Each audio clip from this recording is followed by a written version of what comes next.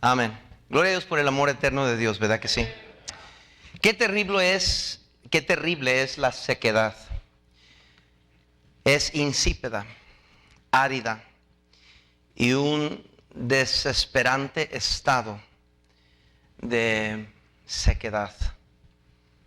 De la misma forma es la sequedad espiritual. Estaba leyendo esta tarde cómo es que muchas de las señales de diabetes en la vida es que la piel se comienza a secar. Comenzamos a tener resequedad en los dedos, en los ojos, en diferentes partes del cuerpo que antes no teníamos esos problemas.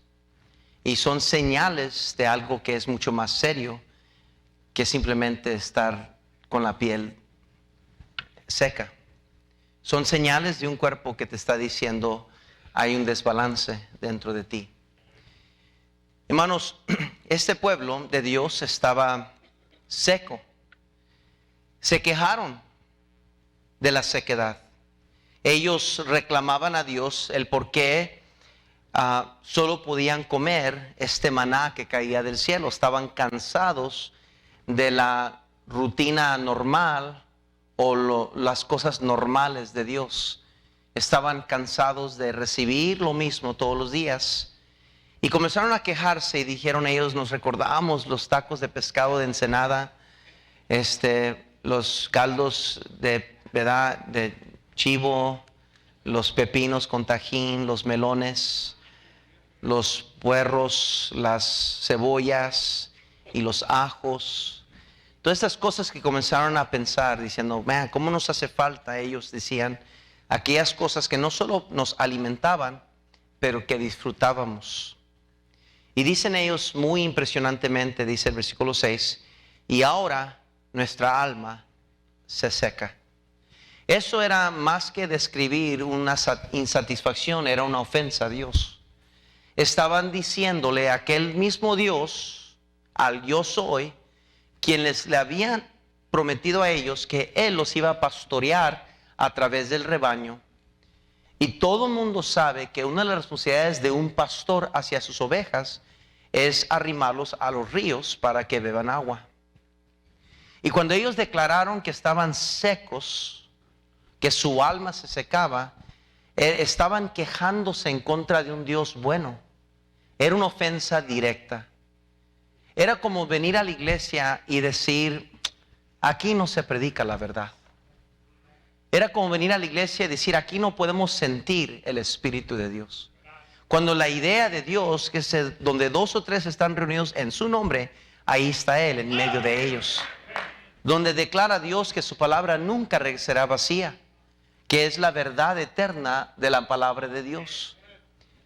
Pero hermanos, como un pueblo contumaz y rebelde, quisieron ofender a Dios por su queja. Dios se hirió en contra de este pueblo y les mandó a decir con Moisés que si ellos querían carne, que les daría lo que tanto pedían llorando, hasta que les saliera de sus narices. Imagínense nomás. Dios dijo, les voy a dar tanta carne que estén sacando de sus narices. Es decir, para que entendamos, que iban a estar comiendo tanta carne que se iban a vomitar. Y como iba a ser tanta carne, al vomitar se iba a salir de las mismas narices de ellos. Terminarían enterrados en el desierto de la sequedad espiritual por su falta de agradecimiento de lo bueno que era Dios con ellos. Es más, llamarían ese lugar las tumbas de los codiciosos. Las tumbas de los codiciosos, que literalmente es el nombre Kibrot Hatabea. Kibrot Hatabea es las tumbas de los codiciosos. La sequedad espiritual es una plaga que ha llevado a muchos a esa misma tumba. Las tumbas de los codiciosos. Cuando queremos más de lo que Dios nos da. ¿Qué nos lleva a la sequedad espiritual? No hay una persona que sea idéntica a las demás. Toda persona aquí es diferente. No podemos diagnosticar a cada persona igual que los demás. Cada persona aquí tiene un problema diferente, espiritualmente hablando. Nadie puede decir, bueno, si el problema suyo, hermano Abraham, es pues entonces también va a ser el mismo problema que tiene el hermano Antonio Ibarra. No se puede. Cada situación es diferente. Mis problemas no son los mismos problemas suyos, hablando espiritualmente hablando. Todos somos muy únicos en nuestra vida espiritual. ¿Por qué? Porque tenemos una relación personal con nuestro Dios. Ahora, como no podemos diagnosticar a todos y de la misma manera, tenemos que entonces ir a la palabra de Dios y encontrar en ella cuál es la razón, bíblicamente hablando, el por qué alguien puede llegar a tales grados de la sequedad espiritual. ¿Qué es lo que lleva a poder, qué es lo que lleva al cristiano a poder desear aquello que el diablo había usado para engañarles y autodestruirlos en el ayer? Por eso quizás Pedro dice que el postrer estado llega a ser peor que el primero, que llegamos a desear el vómito del pecado, como un perro que regresa a su vómito, como una puerca lavada al seno. Es algo que no se puede comprender, es algo que no tiene razón. Como una persona puede regresar a desear aquello que traía problemas y aflicciones y tristezas y amarguras y pleitos y contienda y la falta de felicidad en nuestra vida, y ahora que estamos en el Señor y Dios nos ha reformado, nos ha transformado, nos ha librado de las prisiones de las tinieblas y hemos gozado un poco de las bendiciones de Dios, ahora se nos ocurre querer aquellas cosas que antes disfrutamos. Queremos pensar que podemos tener la vida buena del Señor todavía disfrutando aquellas cosas malas, y no funciona, no funciona. ¿Cuáles son las faltas espirituales que producen la sequedad espiritual dentro de nuestras almas? Sea que sus problemas son diferentes que las nuestras, o las suyas a mías, o mías o suyas, todos somos diferentes. Pero, sin duda alguna, las mismas faltas o los mismos, los mismos ingredientes o pasos que llevaron a este pueblo a la sequedad espiritual, sin duda alguna va a ser lo mismo que nos llevaría a nosotros a aquella sequedad espiritual. Ahora, como el agua se necesita para el cuerpo humano, también, hermanos, nos hace falta algunos ingredientes, algunas cosas en nuestra vida espiritual, si hemos de mantenernos bien con el Señor de una manera no secos. Ahora, cualquier planta se muere sin agua. Es la excepción, hay unas cuantas que son la excepción, de plantas que son criadas en el desierto, pero aún ellas agarran su agua desde muy profundo, sus raíces. No hay planta que pueda sobrevivir sin agua. Todo ser humano y toda cosa que tiene vida necesita agua. Todo. Nómbreme una cosa que no necesita agua. Dígame. Y lo digo en curiosidad porque sinceramente yo estuve pensando mucho. Pero dígame una cosa que esté vivo que no necesita agua. Una cosa. Ni siquiera el fuego.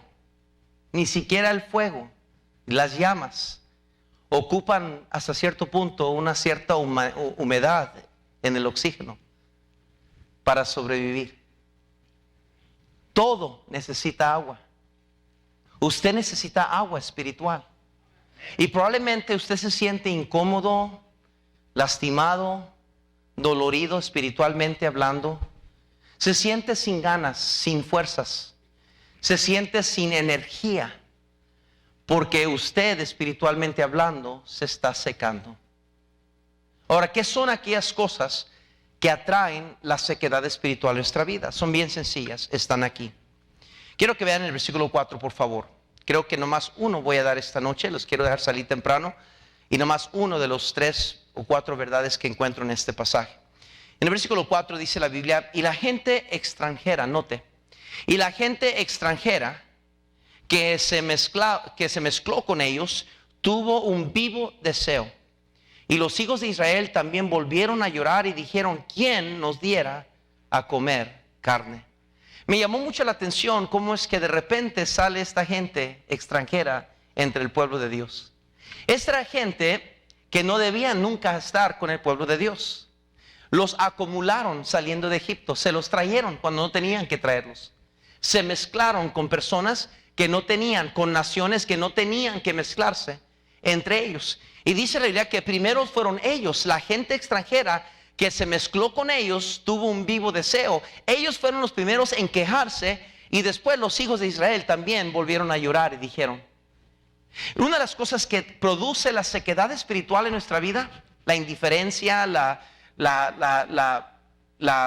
tibieza espiritual, la frialdad espiritual, es la falta de separación. La falta de separación. Fue la gente extranjera que se mezcló con ellos. Dios mandó a su pueblo que no se emparentaran con ellos, ni dar sus hijos ni sus hijas, ni tomaran sus hijos para sus hijas. Dios lo dijo bien claramente. Les mandó hacer esto, les amenazó, les advirtió, como usted quiere decirles, les dijo: no se mezclen con estas naciones que tienen otros dioses, que tienen otras ideas, otras maneras de criar a sus hijos. No se mezclen con ellos. Dios es muy claro también en el Nuevo Testamento. Segunda de Corintios, por favor. Segunda de Corintios, por favor. Capítulo 6, noten conmigo. En el versículo 14 dice la Biblia así: no os unáis en yugo desigual con los incrédulos, porque qué compañerismo tiene la justicia con la injusticia, y qué comunión la luz con las tinieblas, y qué concordia Cristo con Belial, o qué parte el creyente con el incrédulo, y qué acuerdo hay entre el templo de Dios y los ídolos, porque vosotros sois el templo del Dios viviente. Como Dios dijo: habitaré y andaré entre ellos, y seré su Dios, y ellos serán mi pueblo. Por lo cual salid en medio de ellos y apartaos, dice el Señor, y no toquéis lo inmundo, y yo os recibiré y seré para vosotros por Padre, y vosotros me seréis hijos e hijas, dice el Señor Todopoderoso. Ahora, hermanos, Dios es bien claro sobre la separación. Dios no ha cambiado. Dios es el mismo Dios celoso que antes, es el mismo Dios celoso hasta el día de hoy. Y había sido muy claro de su mandato de separación. Vean en Levíticos capítulo 19. Levíticos capítulo 19, por favor. Levíticos capítulo 19, versículo 2. Dijo Dios al pueblo de Dios: habla a toda la congregación de los hijos de Israel y diles: santos seréis, porque santo soy yo, Jehová, vuestro Dios. ¿Están ahí? Ahora brinquen por favor al versículo 19 por tiempo. Dice: mis estatutos guardarás. No harás ayuntar tu ganado con animales de otra especie. Tu campo no sembrarás con mezcla de semillas, y no te pondrás vestidos con mezcla de hilos. Note, hermanos, cómo comienza Dios a hablar de la santidad y la exclusividad de ser un hijo de Dios, y comienza a amonestar hasta en los animales, hasta la manera de sembrar, hasta las prácticas de las semillas. Cómo iban a sembrar, en cada detalle Dios se metió. Dios quería y Dios desea que como pueblo suyo seamos distintos, diferentes, que no seamos como los demás de este pueblo. Daniel, por favor, capítulo 1. Daniel, capítulo 1, por favor. Daniel, capítulo 1, por favor. Note esta historia famosa de Daniel siendo joven. Dice la Biblia en el versículo 8: y Daniel propuso en su corazón no contaminarse con la porción de la comida del rey, ni con el vino que él bebía. Pidió por tanto al jefe de los eunucos que no se le obligase a, ¿qué dice? Contaminarse. Note cómo Daniel tenía una convicción tan fuerte que él determinó en su corazón que al mezclarse era contaminarse. Al participar era contaminar su vida espiritual. Dios desea, hermanos, que seamos un pueblo puro, un pueblo diferente, que entendamos ese principio a la luz de la palabra de Dios. Hermano, esa doctrina de la separación es una de las doctrinas más sobresalientes de toda la historia de la Biblia. Desde el principio hasta el final, Dios habla muchas veces sobre la doctrina de la separación. ¿Qué es eso? Que Dios quiere que su pueblo sea diferente a todos los demás de este mundo. Hermanos, somos muy afectados con quien andamos. Dime con quién anda y te diré quién eres. Hermano, ¿andarán dos juntos si no estuvieran de acuerdo? Mi hermano, es bien importante con quién nos juntamos, con quién nos asimilamos, con quién participamos, hermanos, va a tener un efecto grave en nuestra vida espiritual. Hermanos, bien importante, no es que no tenemos que tener amistades o conocidos en el mundo. Obviamente tenemos parientes que no son cristianos. Obviamente tenemos compañeros de trabajo que no son cristianos, vecinos que no son. El día de ayer estaba caminando con el perrito y miré al vecino que estaba colgando sus luces. Y me paré y lo saludé. Le dije, hey, ¿qué tal, vecino? ¿Cómo estás? Ya, qué bien. Dice, ya miré que colgaste tus luces. Le dije, sí, ya colgué mis luces y mis luces son mejores que los tuyos. Y se rió. Y tuvimos un momento ahí de risa y yo continué caminando el perro, porque ya el perro ya ve como grandototes que se le echaba encima. Y ya voy a caminar para cuidarlo, ¿verdad que sí? Pero puedo tener ese contacto con ese vecino porque debemos ser la luz a estas tinieblas, la sal de la tierra. Pero yo no voy a hacerme compañero de él, ni lo voy a invitar a la casa, ni voy a buscar ir a una de sus fiestas y tener mis familias y nuestras familias conectarse, porque tiene que haber una separación. Es más fácil que una persona mundana, incrédula, me contamine a mí antes que yo lo contamine a él. Más rápido voy a andar hablando como él que él hablando como yo. Más rápido voy a andar caminando como él que él caminando conmigo. Hermanos, qué importante. Por eso la música mundana tiene tanto poder, porque no solo nos proyecta un mensaje, pero exalta una imagen del cantante. Y los jóvenes de este mundo siguen el ejemplo de ese cantante, de esa cantante, y cómo ellos visten y cómo se conducen y cómo lo que hablan. Ahora hasta políticos son los actores de Hollywood. Ahora lo que ellos dicen según la política es bien importante, cuando su trabajo es actuar, cantar. Pero ahora lo que ellos dicen de la política es bien importante. ¿Sabe por qué? Porque se han convertido en ídolos.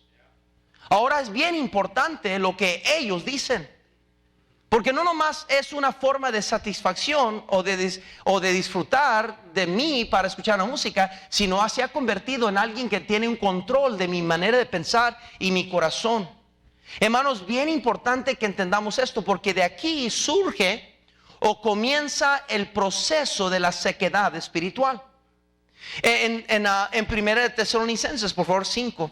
1 Tesalonicenses 5, por favor. 1 Tesalonicenses 5. En el versículo 22 dice la Biblia así: absteneos de toda especie de mal. ¿Están ahí? 5:22 dice: absteneos de toda especie de ¿qué? De mal. Dice Dios que si más o menos tiene la especie del mal, absteneos de eso. Si le hace cuac, cuac, cuac, es pato, hermanos. Hermanos, si anda como changuito y se rasca así, es que es chango. Escuche, no tenemos que andar indagando. Hay problemas con cristianos inmaduros o carnales, que ellos se sienten como salvadores. No han entendido la doctrina de la salvación por su totalidad. Hasta ellos batallan con su seguridad. Y ellos creen, especialmente jovencitos y señoritas inmaduras en el Señor, que ellos tienen que alcanzar a sus amigos mundanos al ser sus amigazos.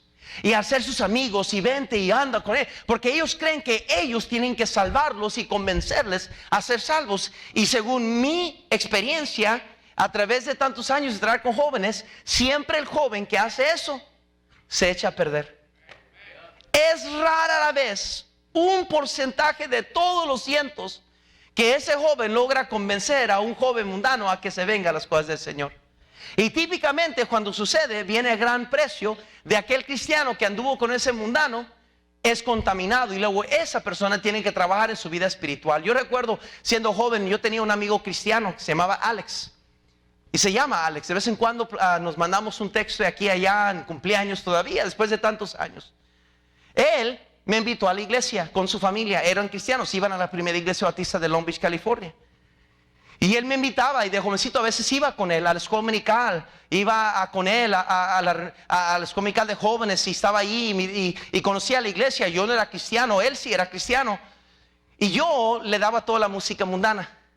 Cuando andaba conmigo, andábamos escuchando NWA, a Run DMC, a todo LL Cool J y todos esos, porque ese era el tiempo, en ese año, en las épocas de los 80s, y andábamos escuchando todo eso y la música, y él lo andaba escuchando a las escondidas de sus padres. Sus padres cristianos no aprobaban esa música. Cuando salía conmigo, se bajaba un poco los pantalones y andaba colgando y caminaba a su manera de caminar. Cuando andaba conmigo, cuando andaba con sus padres, andaba con, mira, caminando así. Todo cambiaba alrededor de sus padres. Pero cuando andaba conmigo, todo diferente. Gracias a Dios, en una de mis invitaciones a la iglesia, yo fui salvo. Dios cambió mi vida. Al poco tiempo, yo entregué mi vida a servir a Dios. Dios transformó mi vida por completo. Yo dejé de ser mundano 100% y me entregué a las cosas de Dios. Yo sabía lo que era ser mundano y estar en las cosas de Dios. Y yo decía, yo jamás quiero hacer eso. Dios cambió mi vida. Pero el daño había sido causado. Él perdió las ganas de seguir yendo a la iglesia. Él dejó de ir a la iglesia. Con el tiempo, cuando nos graduamos de la high school, ya no lo miraba yo regresar a la iglesia. De pronto su familia dejó de asistir a la iglesia. Él sigue siendo cristiano, pero se alejó de los caminos del Señor por muchos años. Tuvo problemas y no voy a entrar en detalles. Pero yo a veces siento que yo fui el responsable, porque era conmigo que andaba siendo el cristiano. Gloria a Dios, yo fui salvo, pero ¿a qué costo? ¿A qué precio? Qué importante es, mi hermano, la falta de la separación en nuestras vidas. Quiero que vean 1 Pedro, por favor, capítulo 1. Ya que les chismé de mi vida, ahora les toca a ustedes, no se crea. Están bien atentos, bien calladitos, ¿verdad? Hasta el mocho y se despertó un momentito ahí. 1 Pedro, capítulo 1, por favor, versículo 14. Dice la Biblia así: como hijos obedientes, no os conforméis a los deseos que antes teníais estando en vuestra ignorancia, sino, note que dice deseos. Se fija cómo tiene raíz en nuestro corazón los deseos. Y como hijos obedientes, no os conforméis a los deseos que antes teníais estando en vuestra ignorancia, sino como aquel que os llamó es santo, sed también vosotros ¿qué? Santos en toda vuestra manera de vivir. Y dice, porque escrito está, sed santos, porque yo soy ¿qué? Santo. Dios es bien claro, hermanos. Por eso, hermanos, no funciona, escuche bien, no funciona ni jamás funcionará alguien que quiere citar o andar con alguien que no es cristiano. No os unéis en yugo desigual. No va a funcionar. Es lo que llamamos missionary dating. Citando de misioneros. Es decir, yo voy a ir al mundo y escoger del mundo un muchacho o una muchacha, ya que al cabo en la iglesia todas las muchachas son feas. Todos los muchachos son feos. Voy a ir a buscar al mundo un muchacho y lo voy a ganar para Cristo y lo voy a convertir al Señor y lo voy a arrimar a la iglesia para que sea salvo y entonces vamos a estar... No, yo le diría que es totalmente contrario a lo que Dios quiere que usted haga. Va a pagar un precio. Va a pagar un precio muy alto que nunca jamás podrá corregir, ni remendar, ni borrar. No podemos jugar con el fuego sin quemarnos. Señorita, ora al Señor. Arréglate con el Señor. Enamórate del Señor. Quita de tu corazón cualquier prejuicio, cualquier vanidad, cualquier excusa. Y enamórate del Señor y vas a ver cómo Dios te va a llegar, te va a traer a la perfecta voluntad de Dios. Igualmente, jóvenes, me da tristeza oír los jóvenes y esta filosofía no sé de dónde salió, sinceramente, y me choca. Me hubiera querido ser pastor de jóvenes aquí por muchos años. De verdad, lo digo no porque yo tengo la solución o la respuesta o podría yo ser la diferencia, pero ¿cómo me hubiera querido ser yo pastor de jóvenes aquí por 20 años? Porque hay una dogma, hay una filosofía aquí que se impregnó de que tienes que gustarte una señorita si te atrae, si te sientes atraído a ella. Yo no sé de dónde salió esa basura. Si estas relaciones de personas que están casados por muchos años dependiera de la atracción, no estuviéramos juntos, hermanos, perdónenme. Sin ofender a nadie presente, pero el pelo se cae, los músculos caen y se llega aquí a la barriga. Y eso estoy hablando solamente de los hombres. Soy suficiente sabio para no meterme en la área de las mujeres. Y por eso el mundo tiene un porcentaje muy pobre en longevidad matrimonial. Porque todo está base hacia la atracción. Y cuando se desaparece la atracción, y cuando ya no está allí, entonces ¿qué queda? Queda la sequedad. Ya no me satisfaces. Ya no me siento atractivo, ni me atraes. Y son esas personas que buscan en alguien más aquella satisfacción. Y por eso provocan la infidelidad. ¿Están conmigo o no están conmigo? Mi hermano, usted tiene que entender que hay una razón por la cual Dios, hermanos, declara su doctrina de separación. Y no podemos reinventar la rueda, como no podemos reinventar la sabiduría de Dios. Dios es sabio, Dios sea veraz y todo hombre mentiroso, dice la Biblia. Quiero que vean Santiago, por favor, Santiago capítulo 3, por favor. Para aquellos que están cuestionando lo que acaba de decir. Santiago capítulo 3, porque están tan lavados en el coco con esta otra mentalidad. Y también otros de que no es un retiro matrimonial, pero aquellos que son machistas. Yo no sé dónde agarraron esa idea. Yo no sé quién les dijo que eso sí es ser hombre y así vas a tener un matrimonio feliz. Todos los machistas que yo sé tienen problemas serios con matrimonio. Todos, sin excepción. Todos los machistas aquí tienen problemas serios en su matrimonio. Qué diferente el caballero, qué diferente el que ama, el que considera, el que pone a ella primero antes que uno. Qué diferente el hombre que sirve en el hogar. Oh, ya no les gustó a algunos, ¿verdad? Se pusieron nerviosos, ¿verdad? Pero como no es retiro matrimonial, voy a dejarlo ahí un ratito. Santiago capítulo 3, por favor, dice así, versículo 13. ¿Quién es sabio y entendido entre vosotros? Muestre por la buena conducta sus obras en sabia mansedumbre. Pero si tienes celos amargos y contención en vuestro corazón, no os jactéis ni mintáis contra la verdad. Porque esta sabiduría no es la que desciende de lo alto, sino terrenal, animal y ¿qué? Porque donde hay celos y contención, ahí hay perturbación y toda obra perversa. Pero la sabiduría que es de lo alto es primeramente pura, después pacífica, amable, benigna, llena de misericordia y de buenos frutos, sin incertidumbre ni hipocresía. Y el fruto de justicia se siembra en paz para aquellos que hacen la paz. Hay una gran diferencia entre la sabiduría de este mundo y la sabiduría de Dios. Es nuestro deber como hijos de Dios ser diferentes a los de este mundo. Esto se llama la separación personal del creyente. También existe la separación secundaria, la separación doctrinal.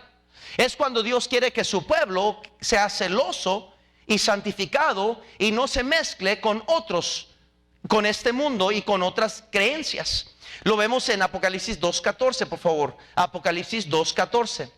Hermano Chuy, ¿puedes circular un poco el aire, por favor? Apocalipsis 2:14, por favor.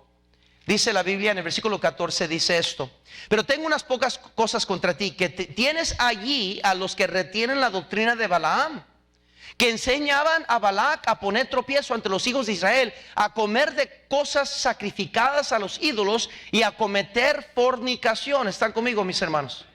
Versículo 15, y también tienes a los que retienen la doctrina de los nicolaítas, la que yo, ¿qué, hermanos? Aborrezco.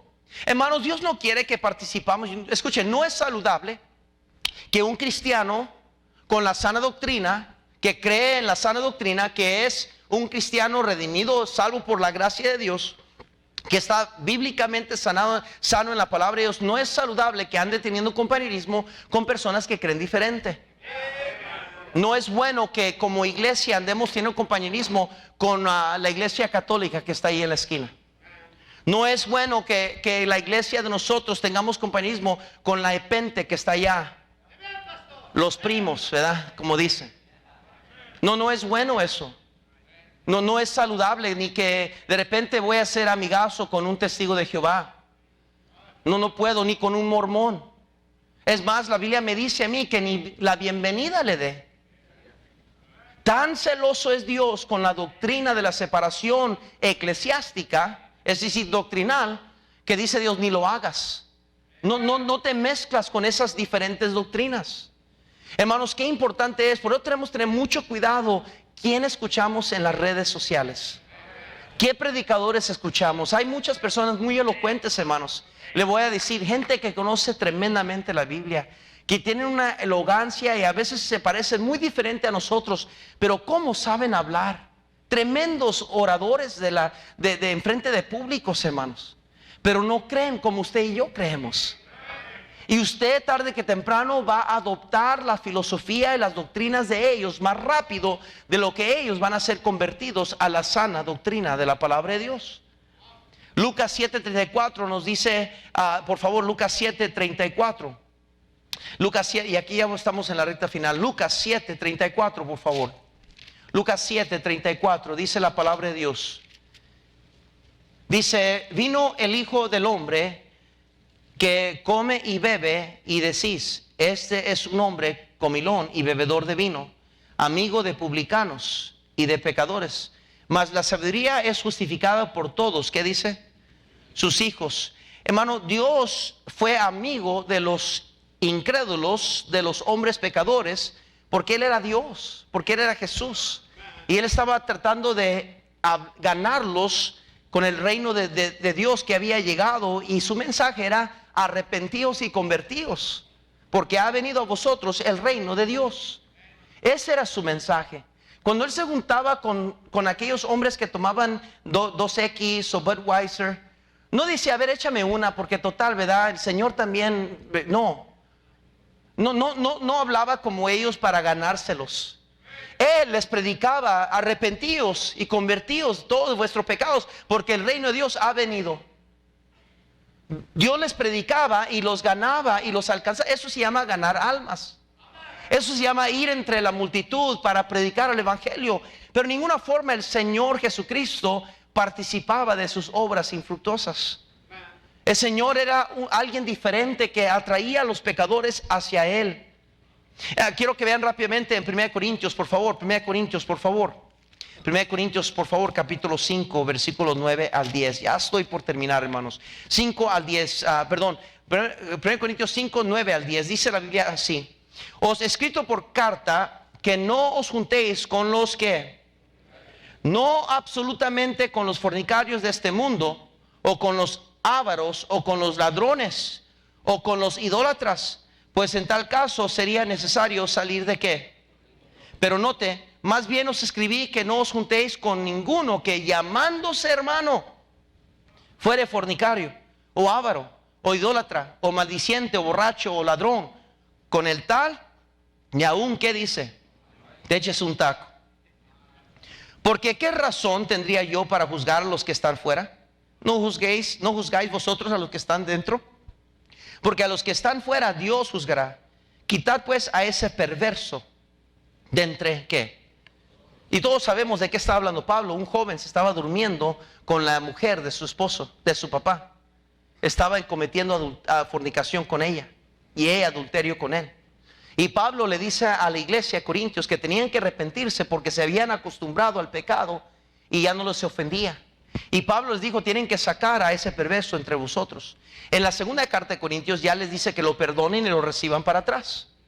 Pero aquí era tan necesario establecer que no debían de juntarse con esa persona. Nuestro Salvador nos enseñó lo que Dios el Padre espera de nosotros. Por último, vamos a esta última cita, Mateo 5:14. Mateo 5:14. Note lo que el Señor Jesucristo nos declaró Él mismo. Mateo 5:14. Dice el versículo 14 lo siguiente: vosotros sois la luz del mundo. Una ciudad asentada sobre un monte no se puede esconder, ni se enciende una luz y se pone debajo de almud, sino sobre el candelero, y alumbra a todos los que están en casa. Así alumbre vuestra luz delante de los hombres, para que vean vuestras buenas obras y glorifiquen a vuestro Padre que está en donde, en los cielos. Hermanos, es bien claro que Dios separa a los suyos de este mundo. Y Dios hace esta distinción. Aún en nuestra salvación, dice la Biblia en Efesios 2 que éramos como los demás, hijos de ira. Pero Dios, dice la Biblia, pero Dios con su gran amor nos separó, nos salvó, nos rescató de ese lodo cenagoso. Dios nos cambió del momento de la salvación. Hermano, esta separación es esencial para tener y cultivar una relación con Dios efectiva, una relación operativa, una relación palpable, una relación que produce refresco, que produce satisfacción, que nos motiva a seguir adelante, que nos es de motivación e inspiración. Cuando alguien no tiene estos atributos en su vida, que se ve seco, se ve sin ganas, ya no quiero ir, tengo que regresar el domingo en la tarde, tengo que ir al estudio bíblico el martes, no sé, es que ganar almas, no, yo mejor no voy a eso. Y comienzas a ver una insatisfacción en su vida espiritual, es porque se está secando. Y de seguro en algún punto en su vida, en alguna área de su vida, descuidó su separación bíblica. Ya sea en la música o en las películas o una amistad o algo que está haciendo que se ha descuidado en su separación bíblica. Vamos a hablar más de esto la próxima semana porque hay mucha tela que cortar sobre esto. Vamos a hablar un poco sobre lo que es la doctrina de la separación. Vamos a hablar sobre la separación, qué importante es en el matrimonio. Vamos a hablar sobre la separación en la vida de nuestros hijos. Vamos a hablar de la separación en nuestra modestia, en nuestro vestuario, en nuestra conducta. Vamos a hablar sobre muchas áreas donde tenemos que examinar nuestras vidas espirituales para determinar, hermanos, cuál es el problema de nuestra vida espiritual. ¿Por qué hemos perdido el enfoque? ¿Por qué es que ya mis convicciones que antes tenía ya no son las mismas? ¿Qué acaso las convicciones del ayer no servían y ahora despertamos a la realidad y ahora es una exageración? Eran puras preferencias, era pura locura. La realidad es que no hay que tener tanto celo en las cosas de Dios. Podemos vivir como queremos y todavía tener la bendición de Dios. Entonces, esas cosas, ahí es donde estamos mucho de nuestro cristianismo hoy en día. Han dejado atrás las convicciones. Antes la falda era bien importante que las damas la usaran modestamente. Ahora entre los años han ido subiendo y subiendo y subiendo las faldas.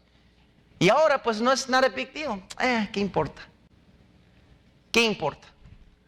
Y los hombres igual. Antes el hombre vestía como hombre. Ahora ya no sabe si se viste unisex o como hombre. Todo apretadito. Todo apretadito. Y parecen más como de revista que un hombre, ¿verdad? Vestido como hombre. Vamos a hablar de esas cosas. No porque quiero sacudir un árbol o no, porque creo, hermanos, que el pueblo de Israel llegó a una sequedad espiritual porque no cuidaron esta área de la separación. Se mezclaron. Y esa es la raíz de muchos de nuestros problemas. Yo no soy un científico ni soy un experto. Yo no soy un psicólogo. Absolutamente no. Pero después de tantos años trabajar con jóvenes y trabajar con ellos, yo y mi esposa, y hablar con ellos y vivir con ellos y practicar con ellos y todo lo que 20 años puede traer.